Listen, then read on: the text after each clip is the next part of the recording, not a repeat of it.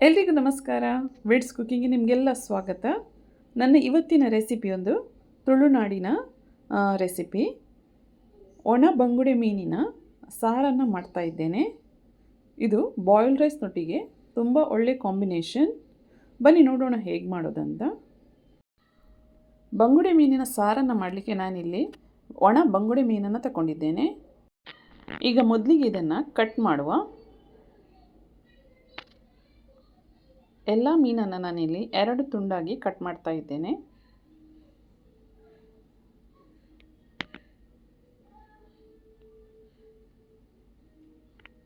ಈಗ ಇದನ್ನು ನೀರನ್ನು ಹಾಕಿ ಇದನ್ನು ಚೆನ್ನಾಗಿ ತೊಳಿಬೇಕು. ಒಂದು 2-3 ಸಲ ತೊಳೆದರೆ ಸಾಕು. ನಂತರ ಇದಕ್ಕೆ ಪುನಃ ನೀರು ಹಾಕಿ ಒಂದು ಅರ್ಧ ಗಂಟೆಯಾದರೂ ನೆನೆ ಹಾಕಿ ಇಡಬೇಕು. ಇದರಿಂದ ಇದರ ಉಪ್ಪೆಲ್ಲ ಹೋಗ್ತದೆ. ಈಗ ಇದಕ್ಕೆ ಮಸಾಲೆನ ರೆಡಿ ಮಾಡುವ. 2 ದೊಡ್ಡ ಚಮಚ ಕೊತ್ತಂಬರಿ ಬೀಜ, 1 ದೊಡ್ಡ ಚಮಚ ಜೀರಿಗೆ, 1 ಚಿಟಿಕೆಯಷ್ಟು ಸಾಸಿವೆ, 1 ಚಿಟಿಕೆಯಷ್ಟು ಓಮ, 1 ಚಿಟಿಕೆಯಷ್ಟು ಮೆಂತೆ ಕಾಳು, ಒಂದು 7-8 ಕಾಳು ಮೆಣಸು, 5-6 ಕೆಂಪು ಮೆಣಸು. ಇದಕ್ಕೆ ಸ್ವಲ್ಪ ತೆಂಗಿನ ಎಣ್ಣೆನ ಹಾಕಿ ಇದನ್ನು ಚೆನ್ನಾಗಿ ಹುರ್ಕೋಬೇಕು.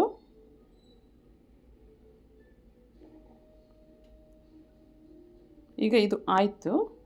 ಇದನ್ನು ತಣ್ಣಗಾದ ನಂತರ ಮಿಕ್ಸಿ ಜಾರ್ಗೆ ಹಾಕುವ.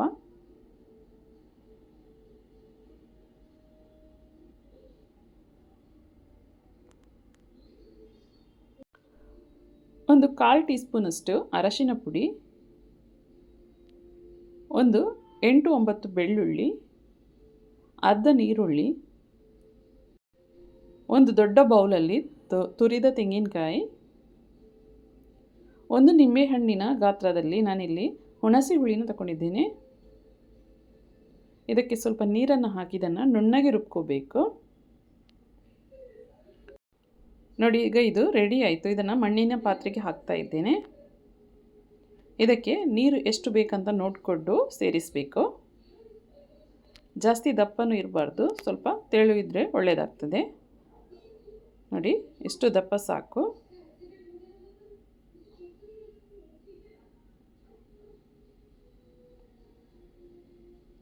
ಈಗ ಇದಕ್ಕೆ ರುಚಿಗೆ ತಕ್ಕಷ್ಟು ಉಪ್ಪನ್ನು ಸೇರಿಸಿದೆ. ಸಣ್ಣಗೆ ಕಟ್ ಮಾಡಿದ ನೀರುಳ್ಳಿನ ಹಾಕ್ತಾ ಇದ್ದೇನೆ.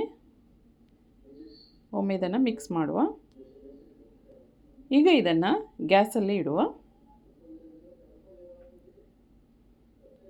ಈಗ ಇದಕ್ಕೆ ಗ್ಯಾಸ್ ಆನ್ ಮಾಡಿ ಇದನ್ನು ಸರಿಯಾಗಿ ಕುದೀಲಿಕ್ಕೆ ಇಡಬೇಕು. ನೋಡಿ, ಮಸಾಲೆಯಲ್ಲಿ ಒಳ್ಳೆ ಕುದಿ ಬಂತು. ಈಗ ಇದಕ್ಕೆ ತೊಳೆದು ನೀರಲ್ಲಿ ಹಾಕಿಟ್ಟಂತಹ ಒಣ ಮೀನನ್ನು ಹಾಕ್ತಾ ಇದ್ದೇನೆ. ಈಗ ಒಮ್ಮೆ ಇದನ್ನು ಮಿಕ್ಸ್ ಮಾಡುವ. ಈಗ ಇದಕ್ಕೆ ಮುಚ್ಚಳ ಇಟ್ಟು ಇದನ್ನು ಸರಿಯಾಗಿ ಕುದಿಸಬೇಕು. ನೋಡಿ, ಇದರಲ್ಲಿ ಸರಿಯಾಗಿ ಈಗ ಕುದಿ ಬಂತು. ಇಷ್ಟು ಆದರೆ ಸಾಕು, ಒಣಮೀನು ಬೇಗ ಬೇಯ್ತದೆ. ನೋಡಿ, ಈಗ ಇದು ರೆಡಿ ಆಯಿತು. ತುಳುನಾಡಿನ ಶೈಲಿಯ ಒಣ ಬಂಗುಡೆ ಮೀನಿನ ಸಾರು ರೆಡಿ ಆಯಿತು. ಈಗ ಗ್ಯಾಸ್ ಆಫ್ ಮಾಡುವ. ಇದನ್ನು ಬಾಯ್ಲ್ಡ್ ರೈಸ್ನೊಟ್ಟಿಗೆ ಸರ್ವ್ ಮಾಡಬಹುದು. ತುಂಬ ಟೇಸ್ಟಿಯಾಗಿರ್ತದೆ. ಈ ರೆಸಿಪಿನ ನೀವು ಟ್ರೈ ಮಾಡಿ. ಹಾಗೆ ಇಷ್ಟ ಆದರೆ ನನ್ನ ಚಾನಲ್ನ ಲೈಕ್, ಶೇರ್ ಹಾಗೂ ಸಬ್ಸ್ಕ್ರೈಬ್ ಮಾಡಿ.